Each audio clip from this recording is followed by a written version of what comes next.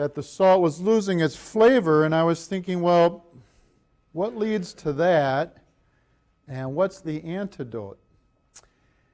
And so what came is, first of all, I think that, we're called to be the salt, so we're called to be flavorful and to be preserving of the gospel, but we can get so distracted, and we get lost in the distractions of the world that take up all our time, and then we're wondering, where did I spend it all? So that could be YouTube, that could be social media, that could be, for me, the news. And I'm reading the news, and it's kind of depressing, and I'm like, why did I just spend the last 40 minutes doing that? And so the first thing I think we need to just a kind of resolution of a plan. A plan. What am I going to do with my social media time or all that, and what am I going to limit it to? Do you have a plan? Make a plan. Archbishop Fulton Sheen had this quote. He said once, "Some men die by the sword, others go down in flames, but most men perish inch by inch and play in little games." Kind of a classic quote. So distractions of life wasting time. Secondly, I think pride. Pride. We can think we know it better. We're going to rely on ourselves. We're going to make it happen. We're not going to trust outside of ourselves another authority. And what happens is God wants us in a kind of humility to lay it down. Don't be so self-reliant.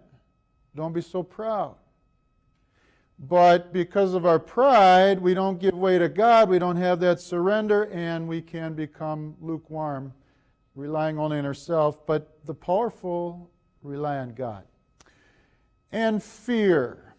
I think of fear as a way where we move forward to a kind of lethargy. Why is that? Well, one of the greatest aches I've had in ministry with married couples who are struggling is one person refusing to look at their weaknesses, because they're afraid. They're afraid or proud. And they won't take a look at their own contributions and say, I'm willing to go to confession, to do counseling, to change. And in that fear, stuck. And the other one over time says, you know what? I suffer because you won't face this anger issue or this alcohol issue or this abandonment issue or whatever it is. And so fear can be a path. When guys are ordained, bishops today have this knowledge. We better take care of a man in his first 5 years especially. Because after ordination, we seem to have a lot of struggles with the men for their first 5 years, and we have to help them get through this period. And there's a lot of challenges, a lot of new things. It was all exciting and glamorous up until ordination, and now sometimes it's the daily, and marriage can be that way too. And so, not to let slip our resolute commitment to being salt for the earth and light. And one of the things for priests that happens when they lose it is they stop doing their commitment to prayer. Priests are committed to pray the office 5 times a day, and when a priest starts letting go of that in his holy hour, it's a downward slide.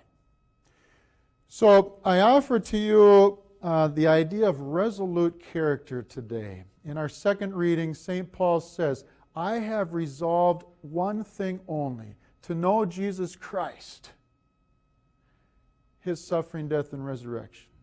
That is what I long for. He has resolved to that. St. Teresa of Lisieux, she is a wonderful saint that said she would spend her heaven doing good on earth. That'd be wonderful for any of us to get that revelation, huh?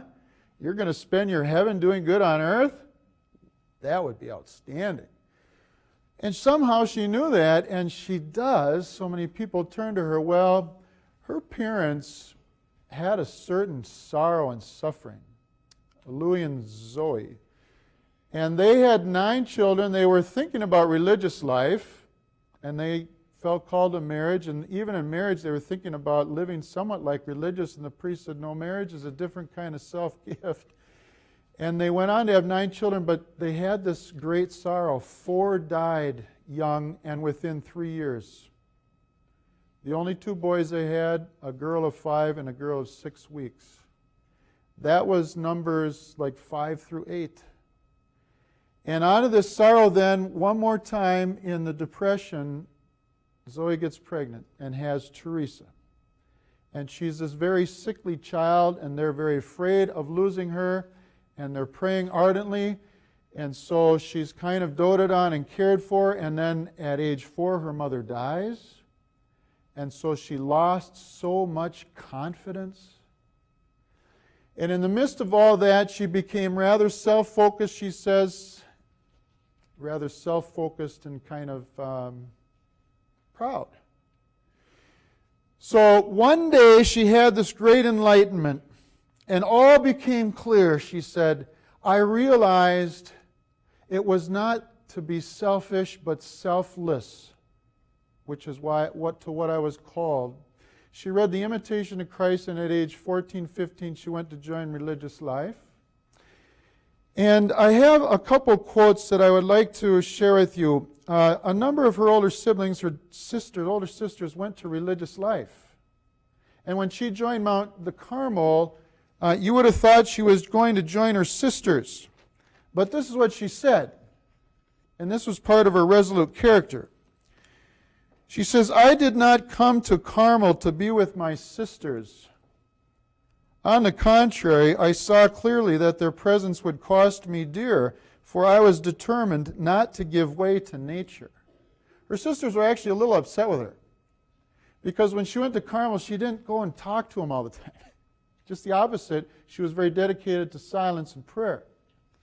Well, she suffered tuberculosis and died at a young age, but there was a great sweetness, she said, in the suffering. And imagine this, with my final quote, she said, I have reached the point of not being able to suffer anymore because all suffering is sweet to me. That is amazing. I have reached the point of not being able to suffer anymore because all suffering is sweet to me. That is the generosity of Jesus, that he makes for the saints such grace available that even a sweetness and love comes into suffering. And she died within the month of that quote. So St. Teresa shows us a kind of resoluteness. Jesus says, you are the salt of the earth. Do not let salt lose its flavor. Don't let distractions take you away from me. Don't let fear or pride hinder your progress.